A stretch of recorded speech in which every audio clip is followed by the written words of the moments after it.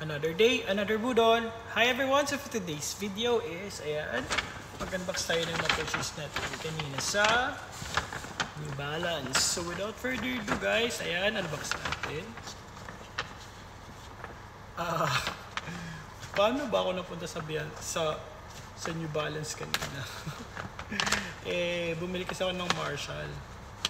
And ngayon is dapat pupunta ako ng Davao. Pero hindi ako natuloy.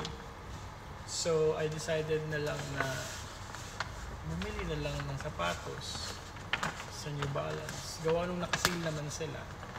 Ayan. So ang alam ko kasi tomorrow or today ata yung last day ng sale ng New Balance. If you purchase 7,000 pesos, meron kayong less na 1,500. If you purchase 5,000 pesos, meron kayong 750 off. Ayan. So, ang binili natin again sa New Balance is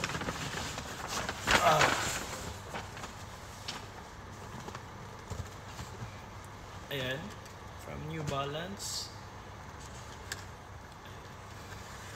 So, ang binili natin dito ay size 10 na Mivo, ganun. Ayan. So,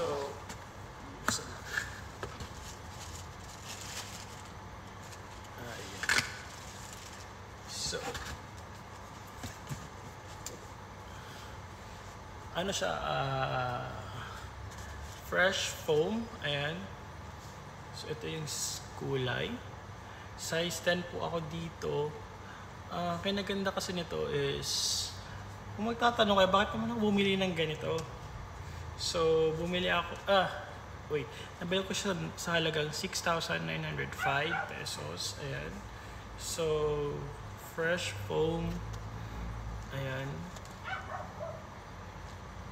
Evoz ST. Ayan, tama ba yung pronounce ko? Ayan. Kinaganda kasi nito guys is black. Wala kasi akong running shoes na black. So, para naman hindi masyadong dumihin. Ayan. Tsaka kinaganda dito, ayan o. Medyo may something dumi siya tignan, pero wala. Aesthetic siya tignan eh. So, ayan.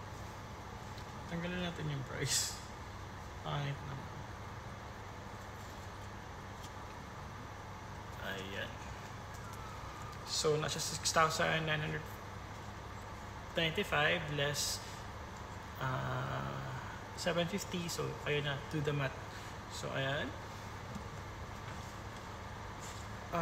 Sinulit ko talaga yung bumili ng New Balance. Ayan. Ewan ko ba? Kinahiligan ko na talaga sa New Balance. Before kasi medyo hindi ako nahilig sa New Balance. But ngayon is gusto ko na talaga siya. Ayan.